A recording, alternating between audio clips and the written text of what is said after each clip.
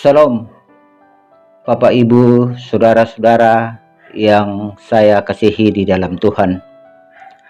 Selamat berjumpa kembali pada renungan harian Sarota pada edisi Selasa 4 April 2023. Sebelum kita membaca firman Tuhan, mari kita berdoa.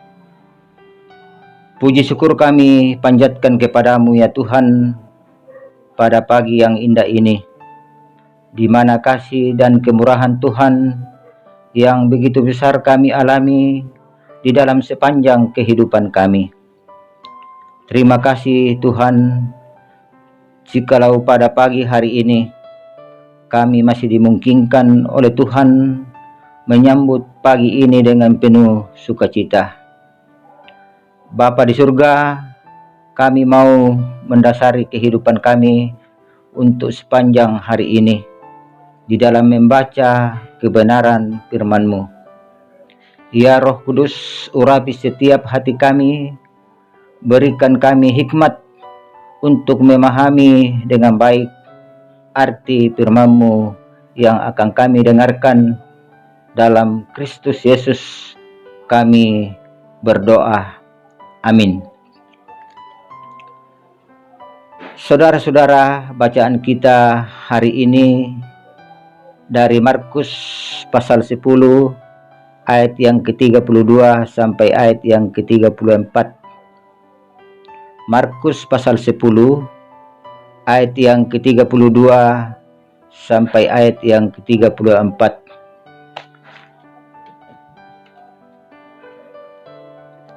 Yesus dan murid-muridnya sedang dalam perjalanan ke Yerusalem, dan Yesus berjalan di depan. Murid-murid merasa cemas, dan juga orang-orang yang mengikuti dia dari belakang merasa takut.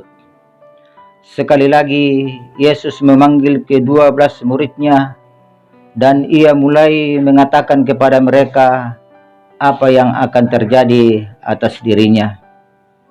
Katanya, "Sekarang kita pergi ke Yerusalem, dan Anak Manusia akan diserahkan kepada imam-imam, kepala dan ahli-ahli Taurat, dan mereka akan menjatuhi dia hukuman mati.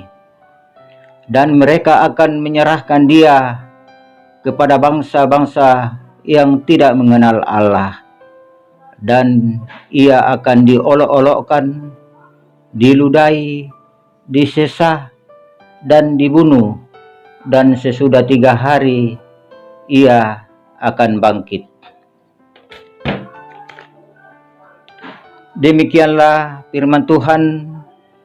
Berbahagialah setiap orang yang mendengarkan firman Tuhan dan setia melakukan di dalam sepanjang kehidupannya. Saudara-saudara, berikut ini kita akan renungkan dalam satu tema,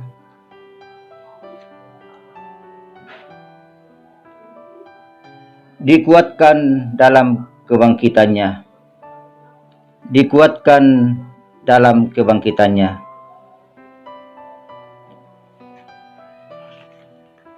Saudara-saudara, takut dan cemas adalah sesuatu yang sangat manusiawi, apalagi saat menghadapi tantangan dan penderitaan. Semua orang selalu berusaha menghindari yang namanya tantangan dan penderitaan, tetapi hal itu selalu saja terjadi, dan pasti semua orang akan mengalaminya. Itulah kenyataan hidup. Dalam perjalanan Yesus ke Yerusalem, para murid dan orang banyak mengikutinya. Perjalanan ini merupakan perjalanan terakhir sebelum ia menjalani jalan salib. Yesus telah berapa kali menyampaikan kepada murid-muridnya bahwa di Yerusalem ia akan menderita, Walaupun para murid memahami hal itu, namun sebagai manusia mereka tetap mengalami ketakutan. Mereka tetap mengalami kecemasan. Orang banyak pun yang mungkin mengikutinya mengalami hal yang sama, karena anggapan mereka bahwa sangat mungkin mereka juga akan ikut mengalami hal itu. Yesus sangat memahami keadaan yang dialami oleh murid-muridnya, sehingga Yesus memanggil untuk menguatkan mereka bahwa penderitaan yang akan terjadi bukanlah akhir dari segalanya. Murid-murid sangat wajar mengalami kecemasan dan ketakutan untuk berpisah dengan sang guru yang mereka cintai.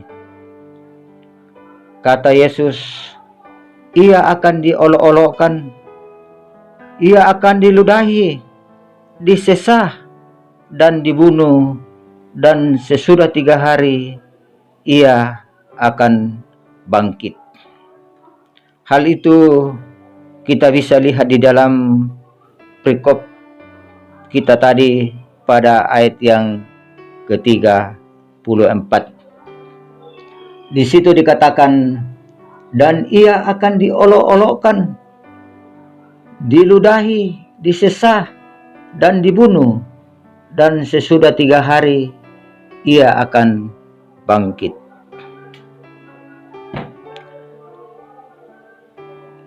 Saudara-saudara, murid-murid harus yakin bahwa Yesus harus mati, tetapi ia akan bangkit. Hanya dengan keyakinan akan kebangkitan Yesus, mereka mampu menghadapi peristiwa yang akan terjadi, sekalipun sangat tragis, dan bahwa dengan kebangkitan Yesus, kekhawatiran dan rasa takut akan berubah menjadi kekuatan dan bahkan membawa kemenangan. Oleh karena itu, percaya dan yakinlah bahwa oleh kebangkitannya kita akan dimenangkan,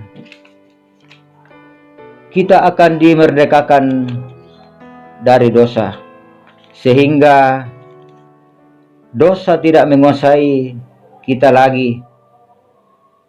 Oleh karena kehidupan kita sudah dibaharui di dalam Yesus Kristus lewat kematian dan kebangkitannya.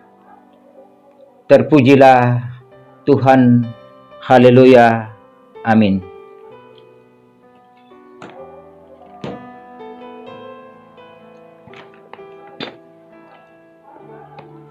Saudara-saudara, mari kita berdoa. Sekali lagi kami datang tunduk menghampiri hadirat-Mu, ya Tuhan, atas segala kasih dan pertolongan-Mu, di mana dalam waktu sejenak Engkau telah memberikan waktu kepada kami untuk membaca dan merenungkan akan kebenaran firman-Mu. Bapa di surga, firman-Mu telah mengajak kepada kami untuk tidak perlu takut dan cemas di dalam menghadapi berbagai macam tantangan dan penderitaan yang silih berganti di dalam memikul salib. Kami juga memohon, ya Tuhan, dengan pertolongan dan bimbingan Roh-Mu yang kudus, kami dapat dimampukan untuk memahami dan meyakini bahwa lewat kematian dan kebangkitannya kami akan dimenangkan dan diselamatkan. Ini doa dan permohonan kami. Ampuni dosa dan kesalahan kami yang kami bawa di dalam anak-Mu Yesus Kristus. Itulah Tuhan dan Juru Selamat kami yang hidup Haleluya. Amin.